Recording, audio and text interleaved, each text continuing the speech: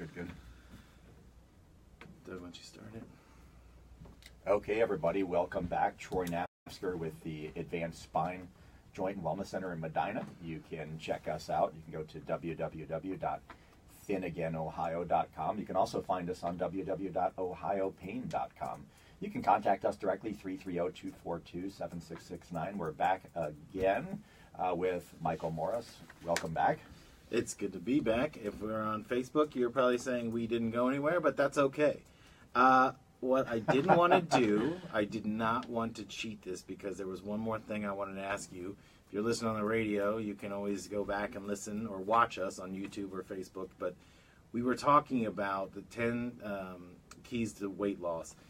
We had left off on food and digestion. Right.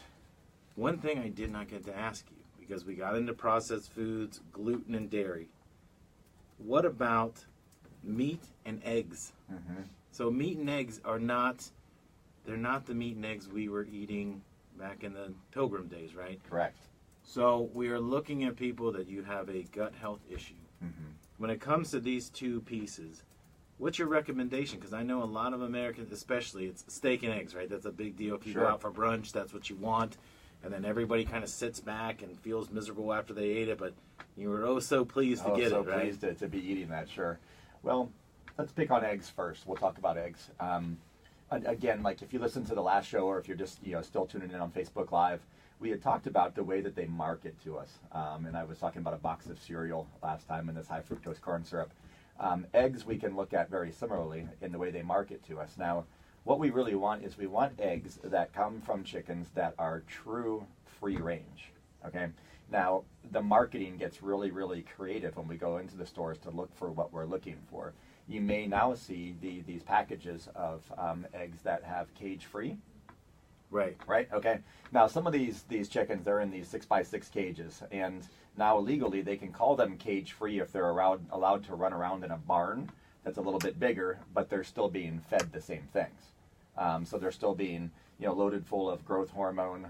They're still being loaded full of antibiotics, and even a lot of the foods that they're giving them are loaded full of pesticides. So we're still getting remnants of these things. And then we're eating it. And then we're eating it. That's correct. And what we really, really want to look for when it comes to eggs is we want to find the eggs that are true free range or a local farmer that is selling eggs from chickens that are true free range. They're just running around eating what God intended them to eat. And they're stress-free. And they're stress-free. Because the stress hormones that they're going through are passed on to us when we're eating. Right to us. And it's a lot of fun. If you were to just experiment on this at home, go buy some of the bleached out white eggs in the store and then go to a farmer and get a true free-range egg, bring it in and crack the white one and put it in the pan, and crack the free-range egg and put it in the pan, and look at the difference in the color of the yolk.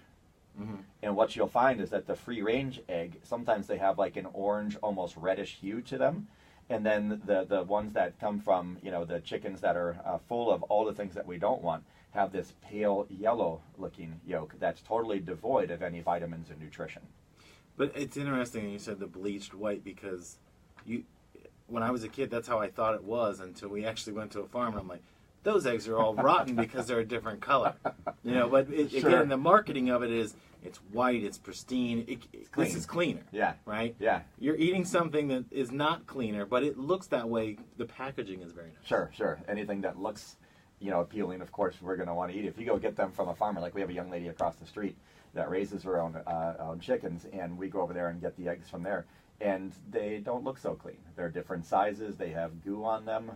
There's dried up stuff on the eggs, but they taste a million times different, and that's because they're full of nutrients and they're devoid of the remnants of pesticides, the growth hormone, the antibiotics, all the things that the chickens are getting that now we're passing on to ourselves through this, which leads right on into meat and the same thing.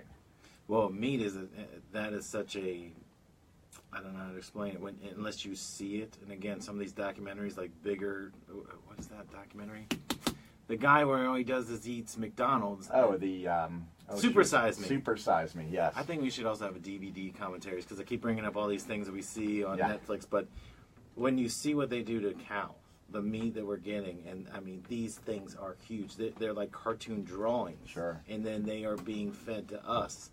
Again, growth hormone. Yes. The issues with stress-free, or the stress those animals are under, and we're eating that. Right. Right, and a lot of that meat is really, again, it is devoid of a lot of the nutrients that we're looking for.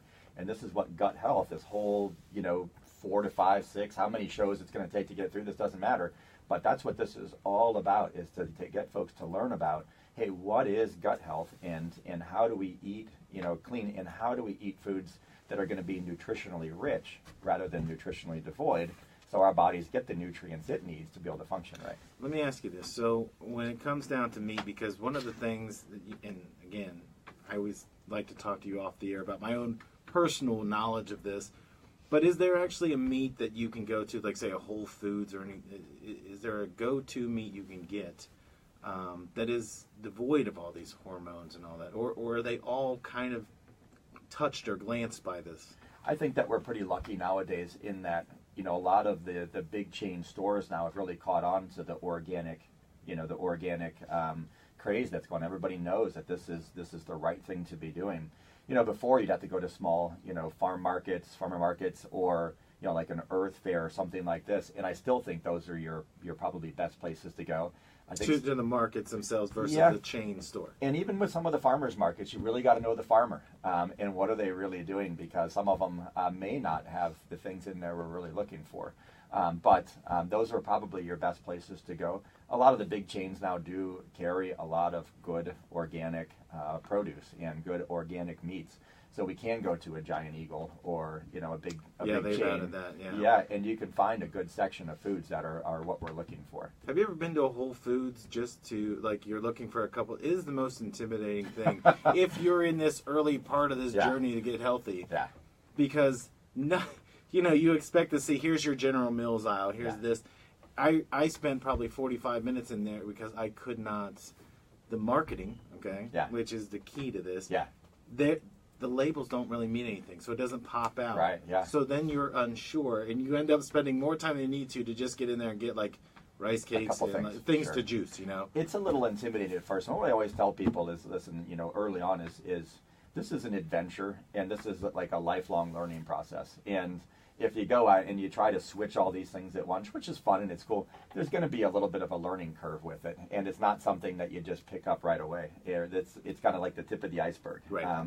Going to the store the first time is almost, like you said, very intimidating if you go to one of these places like an Earth Fair or a Whole Foods where things are set up and look quite different than the traditional grocery store. Well, again, you're so used to advertising is so subliminal, but it really does make a difference. If you've not heard of a product, it literally is like trying to learn another language. Like you got off a train and you're looking around like, I don't speak this language. Yeah. And you're looking around, and the worst part for me is seeing people that are super confident about everything they're getting. You know what I mean? They know exactly what it is, but they know, you look at them, they look healthier. Yeah. They seem to, they're buying quality items. At least you should feel better about that. My concern was always, when I was a kid, it's here's steak, here's potato, here's this. Right. But I always had issues, like it was painful to eat. I didn't realize until I was 37 years old, no gluten, no dairy. So you went through the same thing with your acid reflux issue. Absolutely, yeah. But instead, you just kind of, I'll take a pill and I'll cover that up. Well, yeah, that's what we're taught. And, that's what we really become, is a very symptom-based society. I have a headache. So if someone has a headache, oftentimes there's a reason for that, and we take a pill and it goes away. We think we fixed it. Right. But people with migraines know the very opposite. That pill didn't fix it. Guess what they're going to have in another week or maybe a few days? Another migraine. So there are ways to fix those too. But absolutely, we've become very dependent on just managing a symptom with something very quickly. Well, let's get into, so we could talk about hormones, and we're going to talk about your own hormones eventually, but we just covered hormones with eggs and meat. Yeah. Let's talk about something that's kind of fun. The detoxification. Yeah. Right? Everybody wants to take that thing that gets rid of all the toxins in your body. Yeah. Let's get into that piece.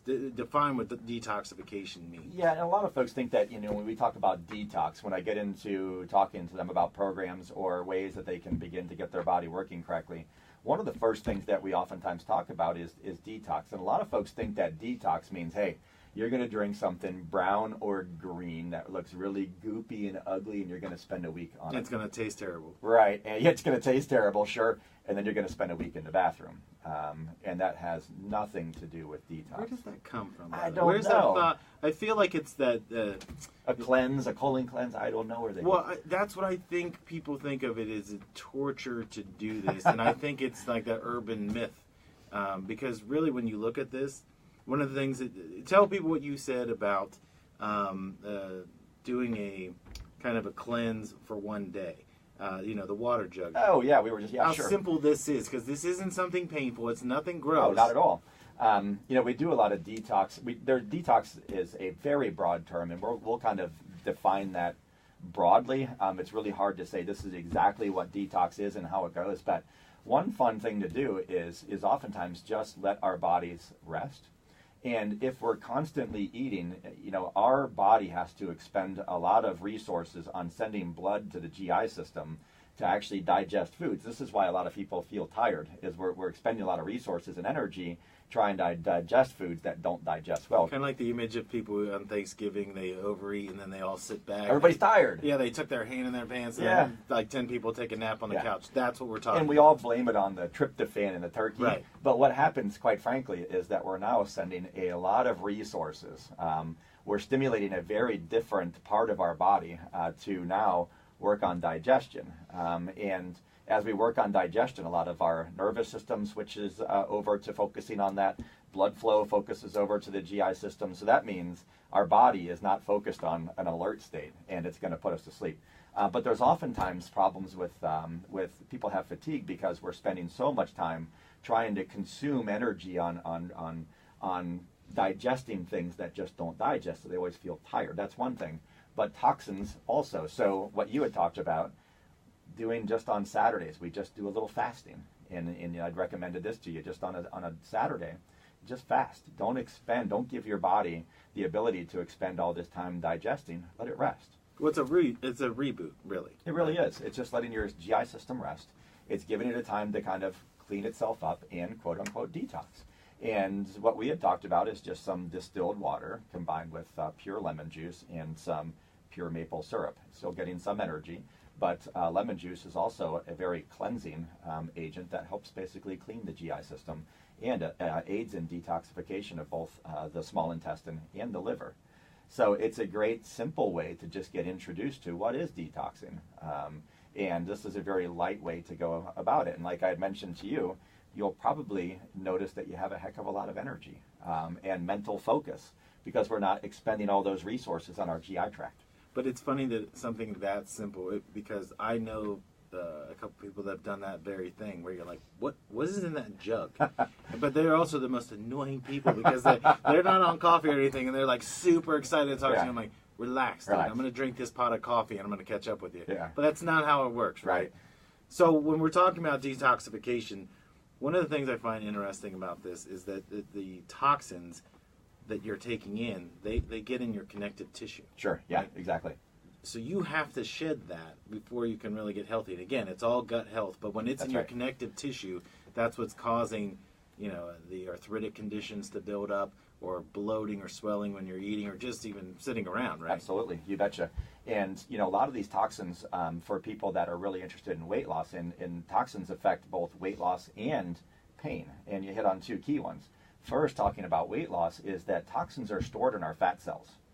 So all these excess toxins over years and years and years and years just get stored in fat cells.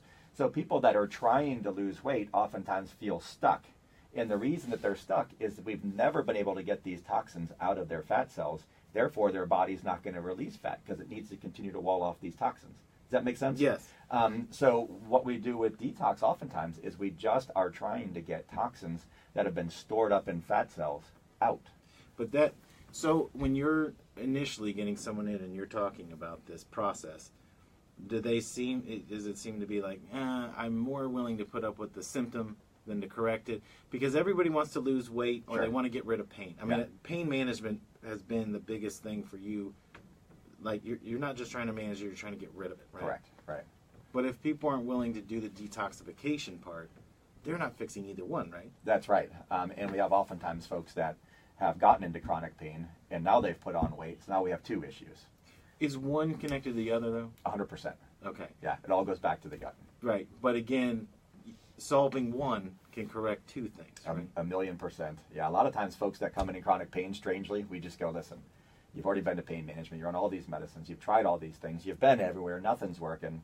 Let's talk about nutrition. And but don't you think that, I don't mean to interrupt you, but don't you think that is the one thing that people should be like, if you take care of what you're ingesting, okay? And ingesting, again, that sounds terrible, but whatever you're putting in, you're putting like a poison into your body. Absolutely. And you're expecting it to function well, right? We always talk about fuel. Right.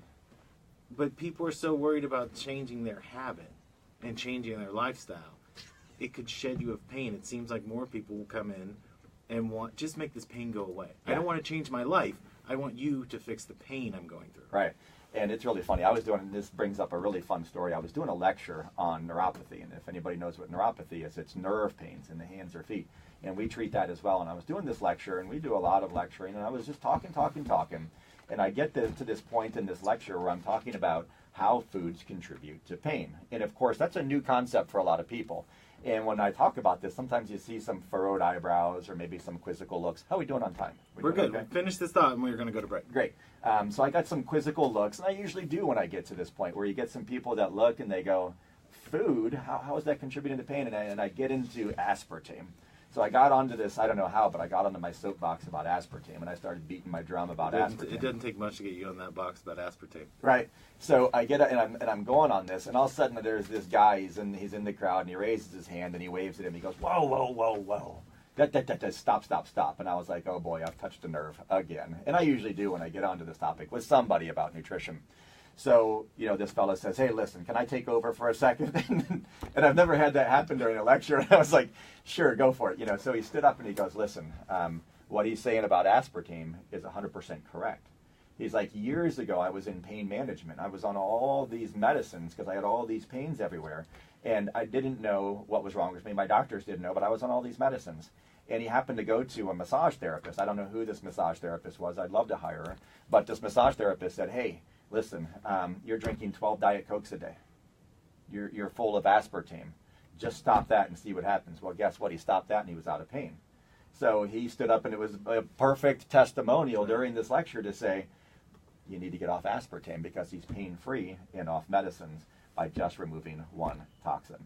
And it was a great story, and it's still a great story. That's awesome. Let's take a break here because, as usual, we're running a little over. You're listening to Body Talk. We'll be right back. Yeah, that was funny. He stopped me right during the middle of the Should have hired him. Whoa! Old guy looked grumpy, and I was like, oh geez, I've really got a guy mad this time. And I get a few mad. Some walk out when you get onto some stuff that they're just like, this is horse pucky. That would have been the best if he just showed up at everything you do. Your kids play. Wait a minute. Whoa. Oh, he was funny. Okay, detoxification. What I'd like to get to is there was one about water. Oh, water, yeah, it's right here. That was back. Well, we really... do you want to skip that or not? No, water. We'll just talk about detox.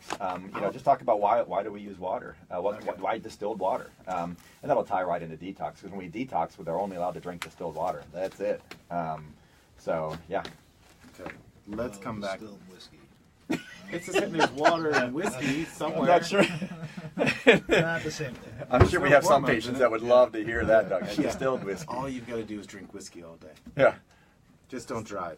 Yeah. Just lay in bed with a bucket next to you. You ready? Yeah. If you're ready, go ahead and bring us back.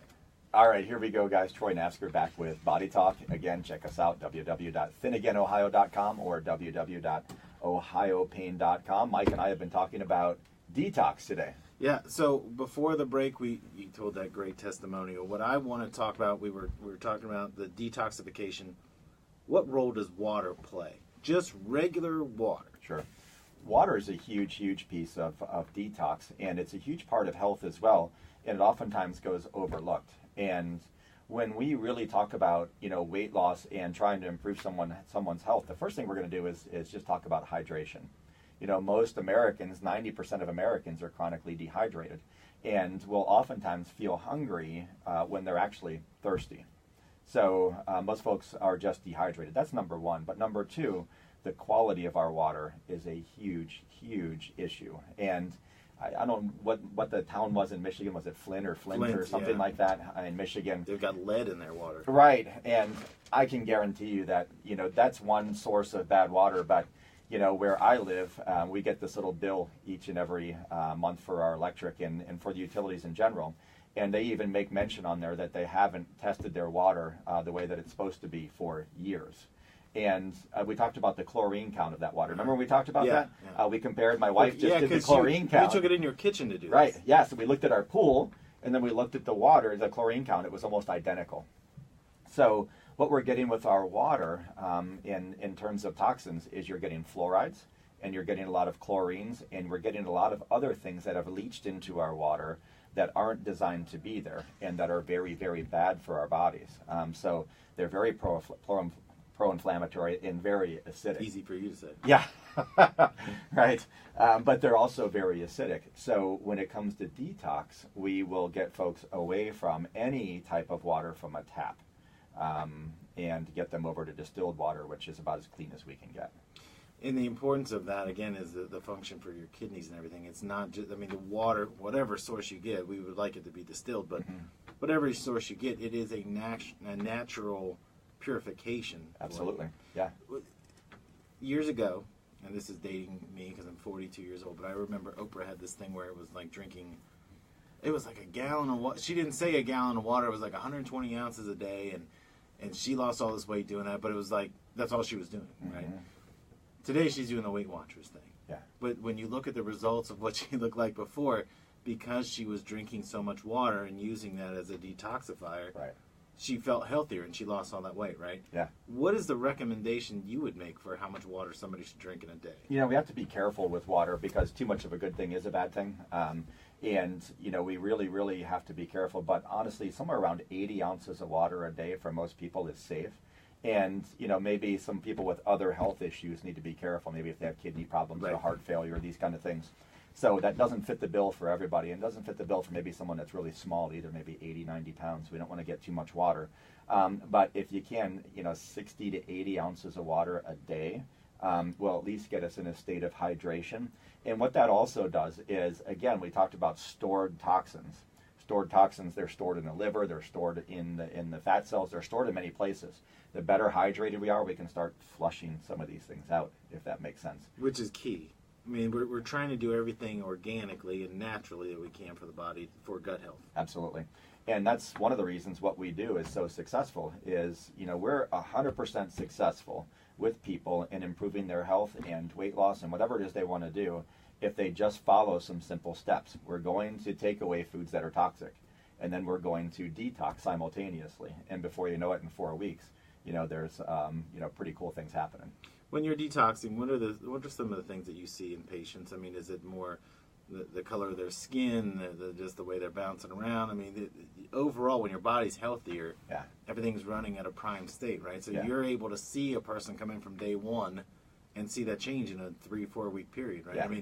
I don't mean what is the technical part. When you're looking at them, because that's the key. Is we say you can't look at the outside and determine if someone's healthy, but you can definitely tell their state of mind. Yeah. And you can see the number one thing that we see with a lot of folks that are really going through a detox is the first thing that comes around is energy. And you can certainly see this in a lot of the folks. There's just a different pep in their step, just a different way they carry themselves, and you can see it in their face. There's just a different energy about them and the way that they carry themselves. That's usually the first thing that we see.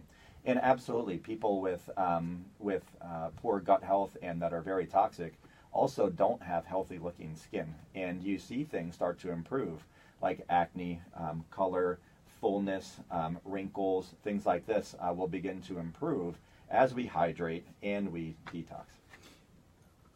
This isn't strictly detox, but I have a question. Juicing. You talked about that a couple shows ago, and I'm like an avid juicer now. Yeah. Mainly because of all the stuff I had to read to do this with you. If someone says they want to detox, does juicing count? It helps. It really does help. And there are some specific things you can do to put together to juice towards detox. But also the thing that I really like about juicing is that you are going to be using you're going to be using fruits and vegetables. That's really... Which is always a positive. Yeah, and you're going to get a ton of nutrients. So as we're detoxing, we're getting toxins out.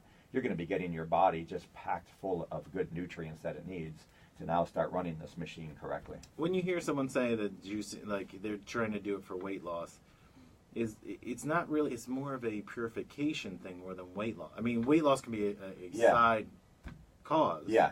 But you're doing it more to get those nutrients in, right? Strip them down and get as much as you can. Yeah, and most folks are just going to need to change the way that we're approaching our selections for food for the long term. So how do we eat breakfast, lunch, and dinner? What do we do?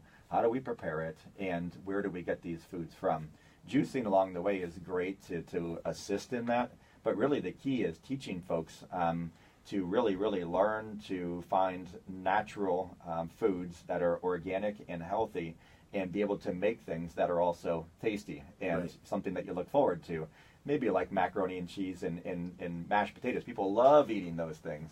But we can also make things maybe like cheesecake out of 100% organic, fresh ingredients rather than something that's processed. When you have recipes on the site. So we absolutely do. If someone says, I'd love to do it, but I can't find an organic cookbook, you're making it easy. Yeah. You can just copy it right off the site. And the reason we did that, the reason that we created this website with not only thousands of recipes, but also cooking classes where they can just click on a recipe and there up comes the chef and is just going to teach them how to make it. The reason we did that is a lot of folks go, listen, I know I need to lose weight and I want to lose weight and I know I need to eat more vegetables and fruits, but what do I do with them? Right. So they go and they buy a refrigerator full of vegetables and fruits and they go, okay, now what?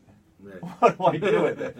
And they don't know what to do with it. So, so the reason that we did that is so we could just make it so easy for people to find things. Like one of my favorites that I tell a lot of people to get, the veggie scramble for breakfast. And it's real simple. It's a simple recipe to follow, and most of us eat the same thing for breakfast anyway. There's a few recipes that you'll pick up on that are really easy. You're not going to believe this, but once again, we have run out of time. And we have blown right through. Yeah, but the good news is we are like 3 pieces into the 10 weight loss. So listen to this show going forward, but if you've missed anything, tell them how they can see it on Facebook and YouTube. Yeah, so not only on Facebook and YouTube, you can find us just by going on those and searching for Advanced Spine, Joint, and Wellness, both on YouTube, Facebook, Twitter. You can find us there.